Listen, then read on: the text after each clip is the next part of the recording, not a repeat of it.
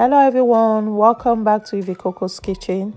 Today we'll be making Nigerian Puffpuff recipe. I've done Puffpuff in one of my previous videos before. If you haven't seen it, I'll leave a link down below this video. Please don't forget to check it out. Let's get started.